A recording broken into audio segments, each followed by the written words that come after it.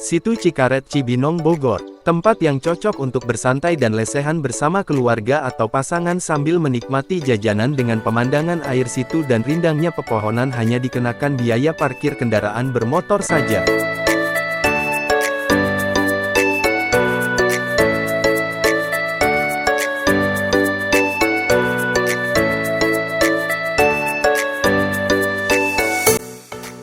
Situ Cikaret adalah danau kecil situ yang terletak di Kecamatan Cibinong, Kabupaten Bogor, Provinsi Jawa Barat, Indonesia.